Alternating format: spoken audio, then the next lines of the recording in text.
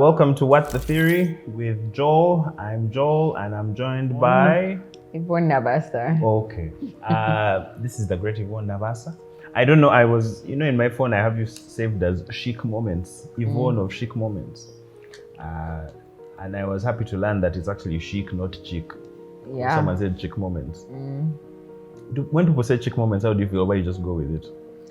So most people, when I meet them and they just keep saying chic, so I take it upon myself to feel like I need to educate them about the word chic.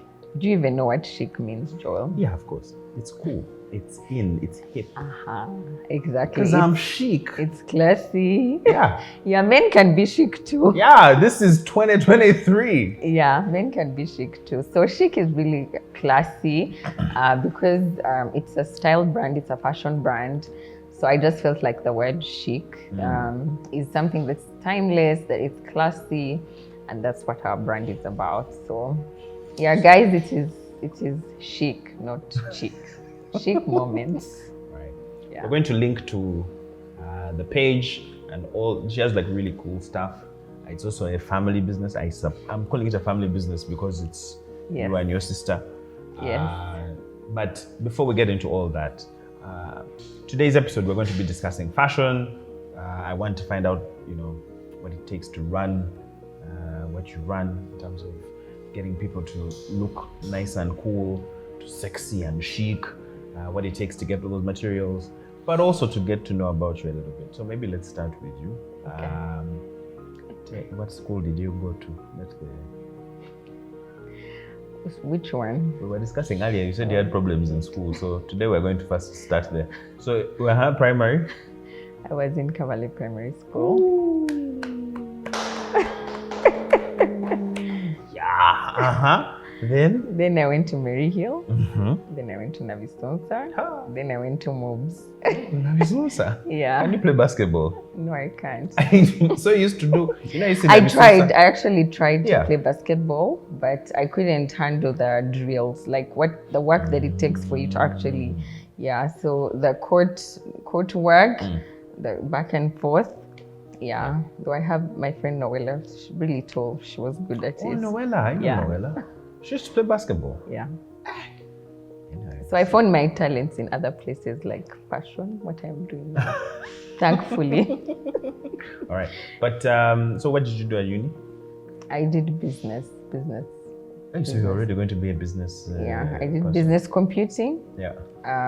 Which is more like a bit of IT and business. And that's what I ended up working in my past years of work. Yeah, but it has kept on evolving. Did you enjoy that work? I mean, the work that I was doing? Yes, yeah, when you started. Yes, I did. Yvonne is too, I don't know what the word is. She's too modest to talk about just how impressive her work is. Because we know her in the industry. So when you see her here talking, like, I did okay. She was my regulator, actually, since I worked, since I'm working in IT, she used to be my regulator. So what made you decide to branch out and start Chic Moments? So Chic Moments really started as out of, I could say, curiosity, really. Yeah. So at the time when I started it, there was this whole growing thing about blogging. That was back in 2013, 14. Yeah, so this whole thing of influencing wasn't yet really a thing, but we just used to see people who would come and talk about fashion. So I thought I could do that, and I did that for a while. Okay. Then I was joined by my sister Yvette, and people started to pick interest.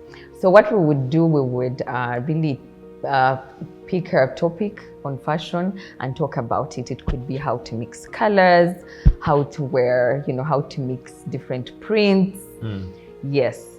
But then we quickly realized that Ugandans don't really like to read. So the blog, we would write, and really when you come down to see who has commented and who has, the reception wasn't that much. People just like to see the visuals. So then that's when we started to try and grow our Instagram now, where we could actually share our pictures and Then it took a bit of a different turn. We were like, okay, since we used to meet people and they'd be like, you always talk about all these nice things. Where are they? Where can we get them? You're just telling us stories. Yeah. So we were like, okay, this is an avenue for us to actually start something. Of course, we were helping other brands because, if you're wearing something and you're referring them to a different shop and whatnot, that was also working, which was good. Yeah. So we just started to do that. We said, okay, let us find some good products. And so that was 2019 when we started that. Then when we had started the business, it was around, I think, November. Then we went into, remember, that was when COVID was coming. So Chic Moments really evolved in a very interesting way. So we used to have a designer friend of ours. Since now you can't import, you can't, we're like, how about you make for us a collection which we can sell since, we can't. Yeah. So he made our first collection. It was a big hit. Another one and another one. And we have since worked with other 3 designers. So like this dress I am wearing is, it's made by a local designer, but sold by Chic Moments. Yes. So that gave us, that's where now we want to go. We just want to be in that space where we are working with many designers and bringing good, ready to wear. Yeah. Okay, so I'm curious. The first time I got a suit, I remember my dad took me to his tailor, old guy on Kampala Road, and he would measure you properly and say, I'm going to make you a jacket. And to this day, that jacket is still, it's still okay. It's just that I've outgrown it because I got it when I was about 15. But the quality of it, the materials he used, it seemed like you go, in my dad's mind was you go and they make you an outfit. But then over time, I started to realize you could buy suits in the boutique stores, you could get it. So the consumption, time frame is much faster now. I want it, I want to see it and I want to get it. So maybe you could just tell me what you think about that evolution of fashion and maybe from a lady's perspective, because I know every time I'm going for a party, if whoever I'm going with as a date has to go, I need time to be able to get my dress made and they have their tailor. It's never that they're going to buy something. Can you explain to us Neanderthal men why that's the case? Okay, so I think that usually the challenge is with all this clothing that comes into our market, you will find that our body types are really interesting, they are diverse. So there are people who it's not that easy to actually just go and pick out a dress that is going to work for your body, right?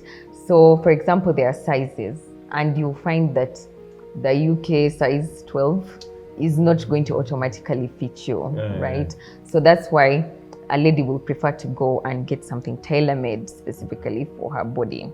Yeah. So I think that is where that comes from.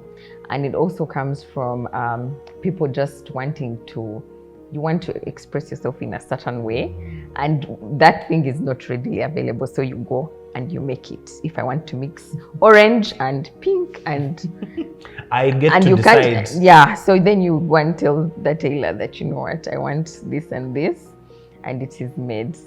But incidentally, do orange and pink, are those colors very much? They do. Next they actually time, do. Look at Alan. Look at Alan is here nodding like he's the fashionista. And he's more fashionable than me. So is this why I remember people would always make these jokes if I showed up to a party and I was wearing this shirt and another guy was wearing the shirt, I'd just be like, hey man, what's up? Twins.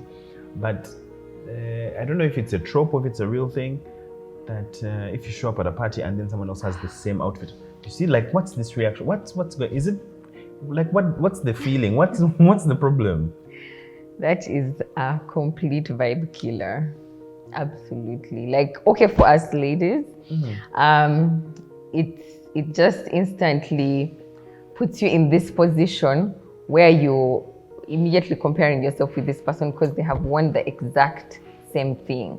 We all want to be unique. You want to show up and be like, this is me. Then all of a sudden, somebody comes and maybe they've even worn it better than you. I was about to say, I used to see it in the newspaper who wore it better, and I just think, yo, this is really tough. So there's a time we were at a wedding, and my sister, it was a huge wedding. Yeah.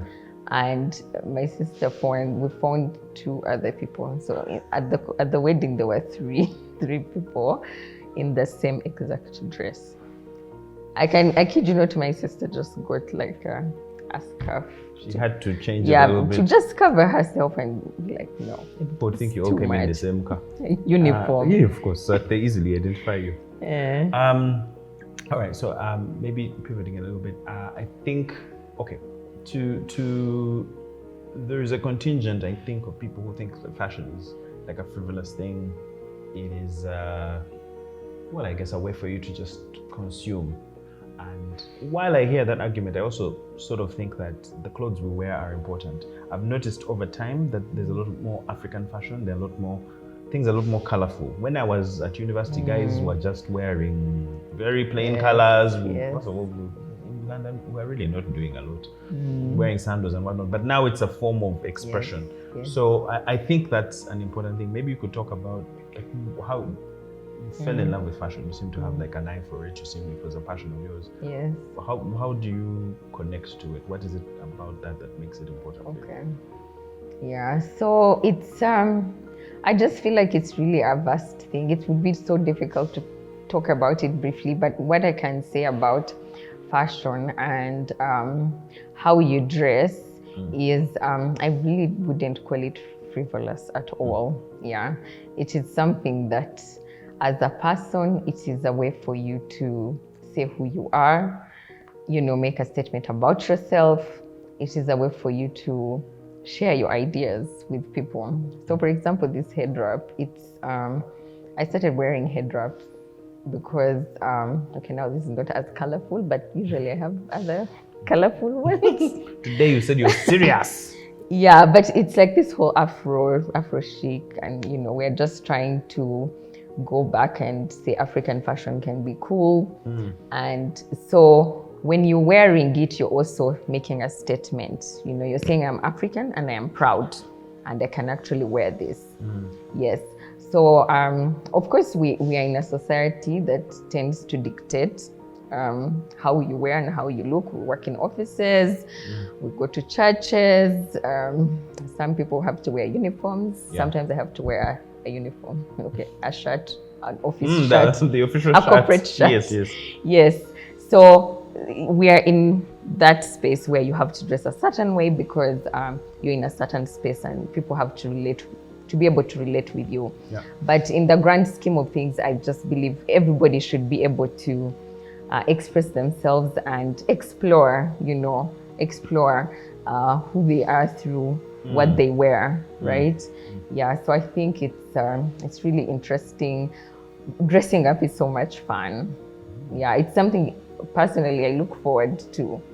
Like if I have a good outfit, I'm just like feeling so good. Feel yourself. I just feel so So when good. you're feeling good, other people feel good, they look at you and then everything is flowing. Exactly. Yeah. Is that how you feel, Alan? He's shaking his head. For him, he doesn't like. He's naked right now, I think, in his mind. Loincloth. All right. So I have a retail therapy. Do you use retail therapy? Like when you feel sad, do you sometimes go, let me buy a little something? Once in a while. What's once in a while? Like, once a week. Once in a while. For me, once in a while. Let me maybe press it a little deeper. I have worked in different sectors, one of which was financial sector deepening. And one of the things that we noticed was local industry, how to be able to become part of the value chain. And one of the places that I was fortunate enough to visit was Bangladesh. Bangladesh had this big drive towards becoming like the world's textile factory, right? And so it was an awakening for me. One in a good way and one in a bad way. One was to see just how much goes into making just a pair of jeans. Yes. I didn't know about stone washing, but then I started realizing that I used to buy old jeans. So maybe to explain my understanding of it, you might know much better than me. There were those old jeans which were like real hard denim. It was, you could even cut someone with it, like you could fight, you could block bullets. Then now this process, I think they put it into like a tumbled washer or some sort, and there are like stones in there, and then when the jeans come out, they're a little bit easier to wear. You know, you had to first wear the jeans a bit. There'd be those days to make them work. And when I asked some of the people there was an older gentleman who used to work at Levi's in the UK.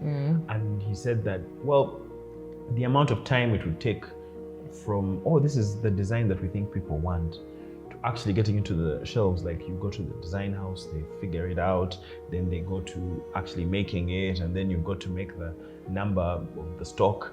It would take anywhere between 6 months and a year. Yes. But now, I don't think that, well, the way fashion is, things are always shifting. Yeah. So I'm always interested in, on the consumer side, we see these things happening, but what's happening on the back end? So maybe you can talk to me a little bit about what does it take for like this lovely dress that you have? What goes into it getting to you now? All right. Yeah, that's a very interesting question, actually. So, but I'll just mainly talk about the local industry. I mean, like for Ugandan, where you get your clothing. Yes. So what you've been talking about, that whole process was made easier by China. Yeah. I think you have seen a picture of like 1,000 women in like a big space, and they're all just working on the clock, you know. Yeah. Yes. So that is now how it has been made past. And you will see that even all these brands, they all outsource their production to China because now it is cheaper and it's also faster. Yes. So in Uganda, I could say like probably 80% of our clothing is imported, whether it's new or second hand. Yeah. Actually 80%, 90%. Yeah. Then the other smaller, like now this dress I'm wearing is what is locally made. The process of making a dress here in Uganda, usually you have to go and source for fabric. You know, we have fabric stores, so you're able to do that. And for us as Chic Moments and the designers that we work with, our biggest challenge has been the cost of the fabric. So by the time it gets here, and because it's also taxed, so it's already expensive. Yeah, so that's something that people in the market, we need to advocate for. If, you know, that tax comes down, then they boost the people who are actually trying to make, you know, like locally made wear. Yeah. So usually the tailors most of the times do not make ready to wear. Yeah, but so that's what we want to do. We want them to now make, and then we also keep putting out different clothing. I don't know if I've addressed the question. No, I think you have. So this is mine. Like, say, what are some of the materials that are local here? Like, I know there's Ankara and whatnot, but like, what are the things which are easier sourced here, and those which you have to import? So literally, besides Ankara, really most of the fabric. So recently, the government decided to invest in, you know, textile research, and so they put up a textile plant in Namambe, and now they are trying to make locally made, you know, textiles. But I can tell you that almost all our textiles really are imported. Yeah, really most of them are imported. I just remember there was that fabric that we used to use in high school, like to make the sportswear and those wrappers. Yes. What's that? I can't remember what it's called, but that's the other one that I know. And I don't know what happened to Agoa. Agoa used to, that was an initiative that also kind of, So I'm just kind of hoping if we take that direction, and we've done research. I visited the plant, and I thought it was interesting. They have the machinery to test and whatnot, and we have the cotton, so it shouldn't be so difficult. So maybe maybe I'm speaking out of turn, but it sounds like what you're connecting is that there is. So like when I think of Zara, I know they don't have their own production plants. Yeah. They if anything, they are sort of like a marketing arm. They sort of come and say, yeah, this is the good, they're taste makers, shall we say. Yes. So by creating that taste, they create demand, and then that demand goes back downstream to the guys in Bangladesh, the guys in Cote d'Ivoire, wherever, who have to now meet that demand and supply. Yeah. So I'm thinking here, because the demand is sort of disjointed, there hasn't been a collective place to, because I go to my tailor, someone else goes to their tailor, but there isn't like a tailor sitting down knowing I have consistent demand coming from this shop, and now I know if I invest in getting all this stuff done, I'm assured of market. Yes. Okay. Absolutely. So I feel like our industry is still growing, and you see when you talk about Zara, actually, do you know the guy? He has been among the top richest people, I think, for the longest time. Like the top 10. Yeah. Like among the top 10. Like, and in my head, I'm thinking that just shows you how big that industry is. The fact that the Zara owner is so it's now not just Zara, right? There is Bershka, there is Massimo Dutti. So he just now starts all these branching out. Yeah. So I think like for us as Africa, it's difficult for us because we have a consistent weather, right? You can have this shawl and you can wear it until, you know, and we thrift. So this fast fashion that they have, then they send it here, right? So the demand that we would create for something like that is essentially very difficult because we have access to the second hand, and because they've worn it for a short time, so you can actually get a very nice Zara dress. I have nice Zara dresses, which I have thrifted. Yeah. Though I prefer to buy the new one, but this is where we are. So there's like a secondary market, shall we say, over here. Like once it's out of the spin cycle over there, they're like, hey man, these guys will buy it over here. Okay. Yes, and you also know the concept of outlets. The ones which are off season, go to the outlet and you go and find them cheaper. So I just feel like because we still have those challenges, it would be difficult to have a big. So when I went to the textile plant, as Chic Moments, we actually got the opportunity to partner with them, and they were like, yeah, you guys can come and make. But we knew that even though we make, we are not going to be able to move it that fast. Yes, we're not going to be able to move it that fast. So I just feel like we still have a challenge around creating that demand that where you're able to move it as fast.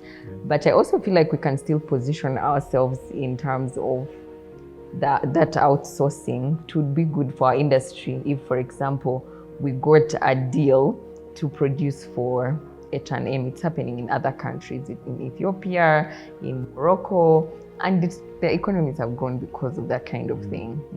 So those are all ideas that us as Chic Moments and other people in the industry need to think about.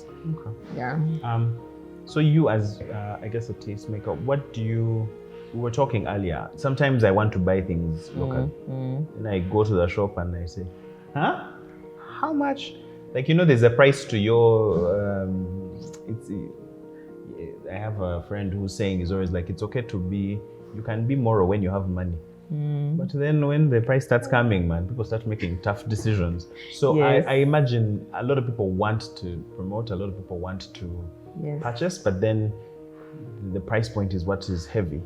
So what do you think can be done about that? Is it that some prominent people need to wear more African fabric? I know like in Stanbic, for instance, where I work, the CEO makes it point to wear a lot of African fashion also when she can. So she's sort of like, since she's a prominent person, it becomes more, this is more normal in business. You know, we even have celebrations where like we dress African, and that doesn't mean all of us have to wear a change. That you can have, it's the colors that you can use, you can wear different fabrics. So maybe you have some thoughts on Yes. what we can do to make it Yes. a lot more prominent for people to buy outfits like yours. Okay. Yeah, so I feel like there are a lot of players that would essentially have to work together. First of all, to bring the cost down. And by that, I mean the access to the fabric. Fabrics are very expensive. And the competition that I know we cannot deal with, like you said, for you to be patriotic, you also need to be rich.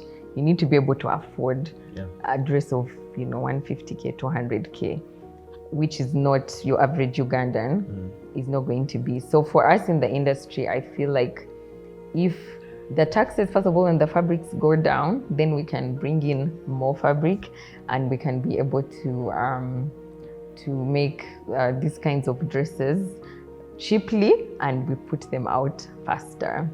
Yes. Now for the African fabric, I feel like it has been overdone, if you ask me, and it's very good. Are you saying it's no longer creative? No, it's very creative. It's rich. I mean, it's rich, but you've realized When you close your eyes and say it's African, in my head I already know what you're talking about. Yes, I know. Yes. I'm like, oh, I know the colors that I can. Exactly. You'll remember the daishiki and whatnot. And you've noticed that we don't really do that. Okay, we don't really use.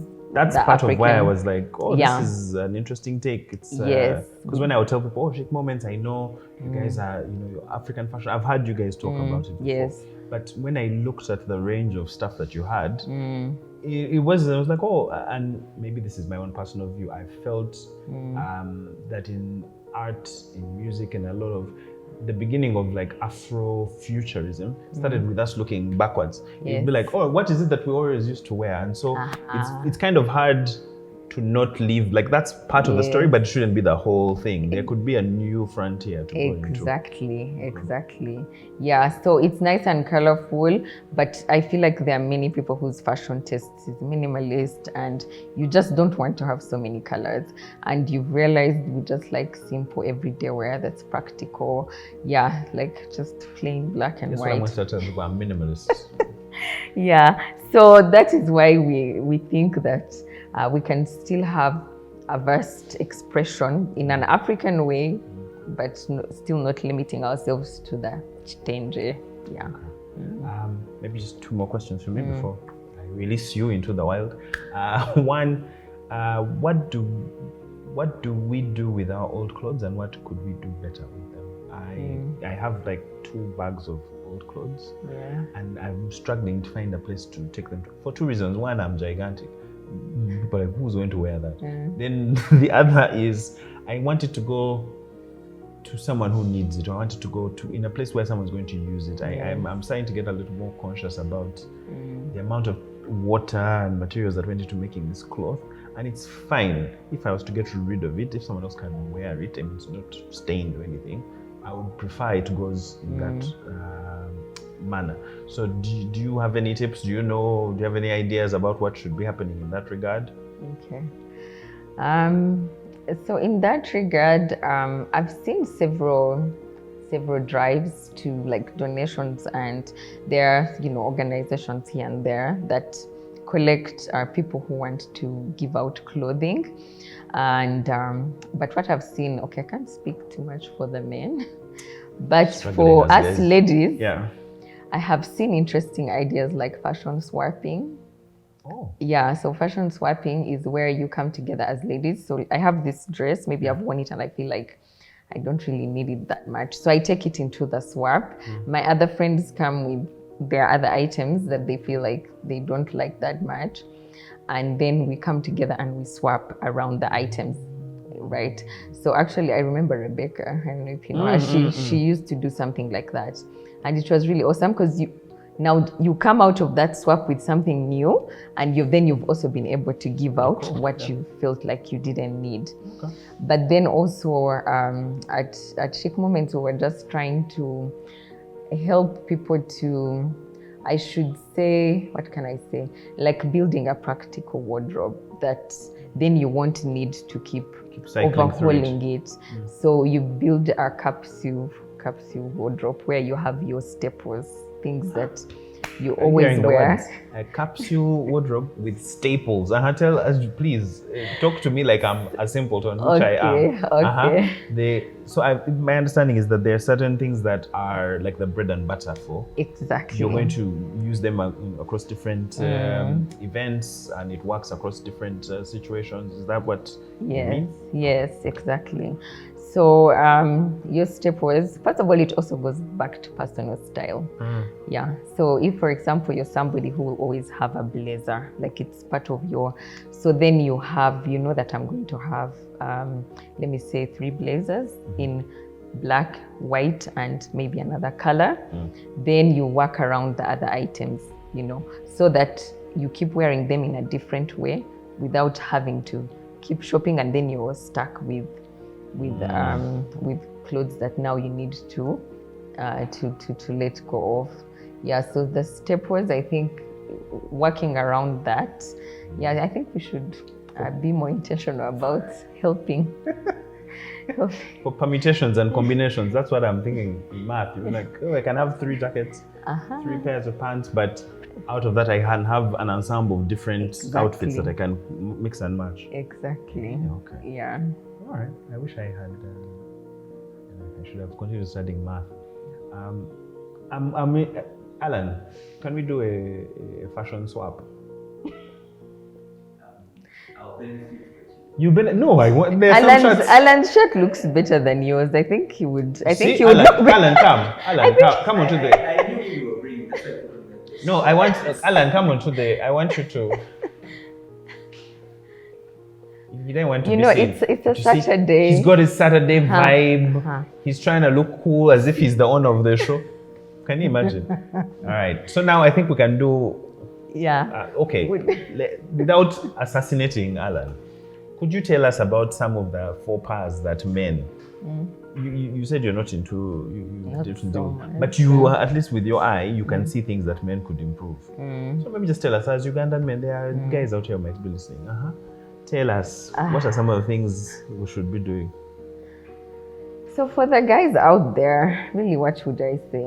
I would just say one word. It's just effort, really. Like, I feel like Ugandan guys don't make an effort to look good.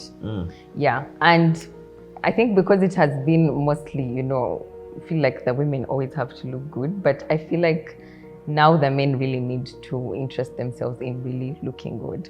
And that means allowing yourself to explore, Most guys just go to the default, what you have been wearing, the ill-fitting suits and, Excuse me, are you talking about Daniel Kaluuya, our guy, our man? Is that what you're saying? Daniel, what you did for us. We are struggling. It was like me at social. Yeah, like embrace more color. Okay. Joel, you can wear pink. I have pink. Remember, there's something with pink. You can Maybe wear. I'm wearing pink and that is guys, see my socks. Zoom in on the socks. You can wear orange. Oh, nice. See? I'm trying secretly, even when I'm trying to be conservative. Yeah, so for me, I think it would just come down to that. It would come down to just making an effort and exploring more with color and with the style. And yeah, I think guys just usually tend to not put so much thought. Actually, when you said fashion is frivolous, I was like, yeah, it's a guy saying it, and I'm sure many other guys. Oh, okay, no, you didn't say that. You said when people. But it was a guy who said it. Yeah, so usually that's what a guy would say. And you've seen even the people the men who express themselves usually are the ones who are, I remember Peter Sematimba was, hey, you metrosexual. They even had to find a word for it. It became such a big deal. They are usually those ones who have tapping into their feminine side and that kind of thing. I think there's hope with the younger generation though. The younger guys I'm seeing are like a little more stylish. They have different belts. They have different, like the clothes fit a little bit better. Like you can see someone and know, all right, that guy is putting in effort. Exactly. I'm going to try and also as an old man try and style up. So the next time you see me, I might even buy some from Chic Moments. This is a different world. It's gender bending. So this could be like a shirt. So we have nice flared pants. could You're try. trying to give me poison. You could Flared try pants. that, and you could wear it with a kimono. Then you would look like I could wear. a Japanese, kind of. You could get that vibe. All right. Yeah. Seeing as you invited us to the farm, Yes. when I come to the farm, Uh, I'll pick up my kimono and flared pants. I'm going to send you my measurements. I'll pay for them, but then you have to design them. It's you who's going to style me. So on that show, I'm going to wear the outfit that you've prepared for me. Great. So if your dad laughs at me, it's going to be you. Deal? Deal. Deal. Thank you, Yvonne, for coming. I don't know if there's anything you wanted to say to wrap it up, or No, nothing. I It was did ask awesome. one last very important question. You're a mother, you're employed, you're running Chic Moments, you also have enjoyment. How do you balance all of that stuff?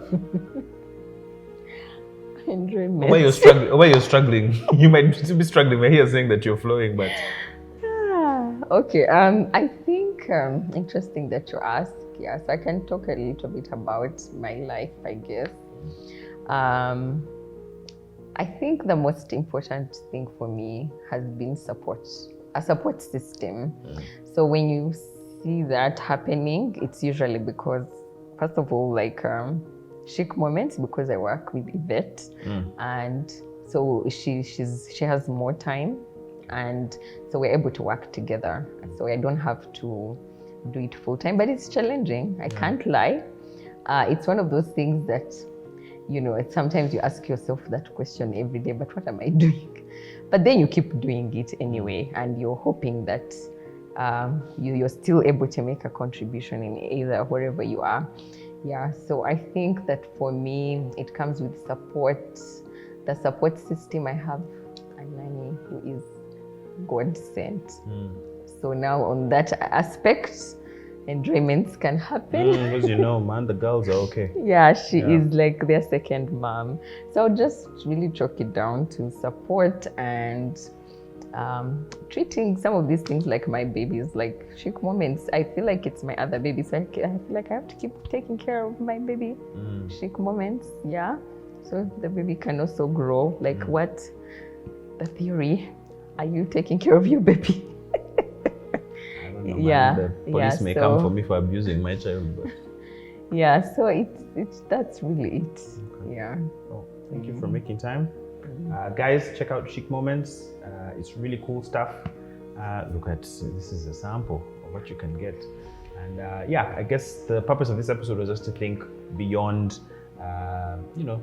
frivolity, like that comment that was made at the beginning. What does your fashion say about you? Where do your clothes come from? And I guess meaningfully engaging with the things that you purchase, because the things that you wear say something about you. Thanks for tuning in, and goodbye.